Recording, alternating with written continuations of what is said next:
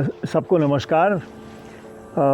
नैनीताल के नौजवानों ने नैनीताल को संवारने की, इसको बचाने की कवायद शुरू की है। ये बहुत ही अच्छी शुरुआत है। मैं अपनी शुभकामनाएं देता हूं और मुझे उम्मीद है कि उनका ये काम इस शहर को न सिर्फ सुरक्षित रखेगा बल्कि इसको और बेहतर बनाएगा और इसको बेहतर बनाने की समझ हमारे समाज में और ख़ास तरीके से हमारे नौजवानों में और विद्यार्थियों में विकसित करेगा। आप सबको पता है कि नैनीताल एक नई बस्ती है और अंग्रेज़ों के ज़माने में 1841 से इसका बसना शुरू हुआ। उसकी लंबी कहानी आप पढ़ते हैं और सुनते हैं, लेकिन 1880 में एक बहुत बड़ी घटना यहाँ हुई। वैसे तो घटना तब भी हुई होगी जब ये झील बनी होगी। प्रोफेसर बल्दिया कहते थे कि कोई एक नदी थी और वो नदी भटक भटक करके रुक करके अनेक तालों में रूपांतरित हो गई, लेकिन फ़िलहाल और तालों को छोड़ के सिर्फ नैनीताल में चले आए हैं। तो 1880 एक महत्वपूर्ण घटना यहाँ के पारिस्थितिक और सामाजिक इतिहास की है। 14, 15, 16, 17, 18 लगातार बारिश हुई 1880 में और 18 सितंबर के दिन पूरा जो हमारा जहाँ पर 7 नंबर है स्नोव्यू के ज़रा सी पश्चिम का हिस्सा, वो पूरा टूट के नीचे आ गया। मुझे तो ऐसा लगता है कि इस बारिश के साथ साथ एक हल्का ट्रमर भी, एक भूकंप, एक सेस्मिसिटी भी रही होगी, ऐसा लगता है।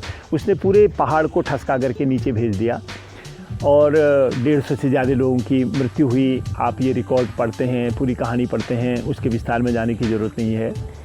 और उस लैंडस्लाइड ने नैनीताल की एक पार्शियल टोपोग्राफी तो बदल दी, लेकिन सबसे बड़ी बात ये की कि पहली बार नैनीताल के नाजुकपन का जो बिंब है वो हमारे प्रशासकों, उस ज़माने के हमारे समाज में आया।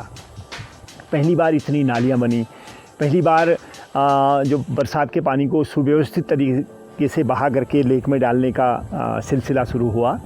तो ये जो 18 सितंबर है, इसको हमारे युवाओं ने एक ऐसे दिन के रूप में याद करना शुरू किया है जिससे हम इस शहर को संभालने की, संवारने की तमीज़ सीख सकें।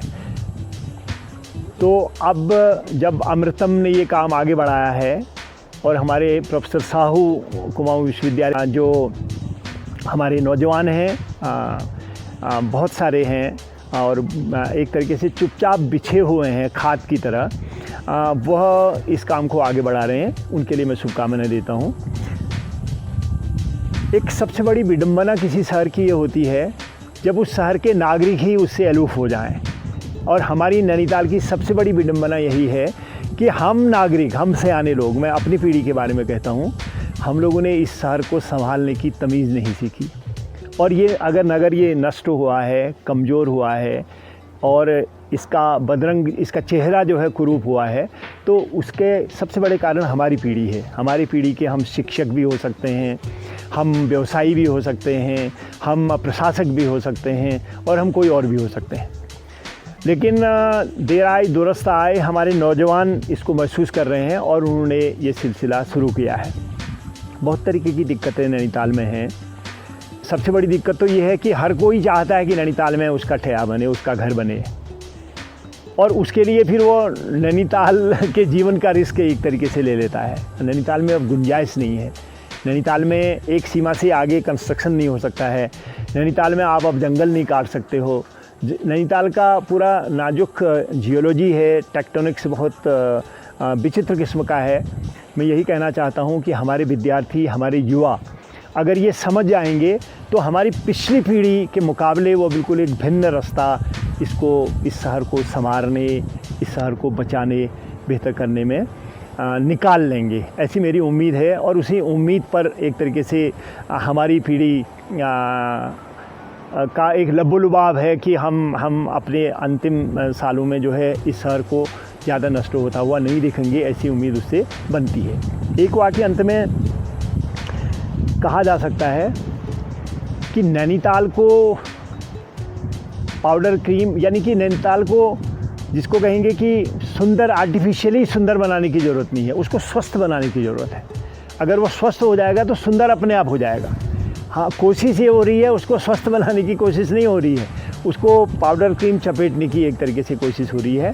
उससे हमें उभरना चाहिए, उससे हमें बाहर निकलना चाहिए।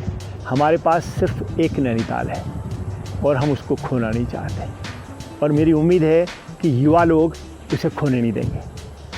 धन्यवाद।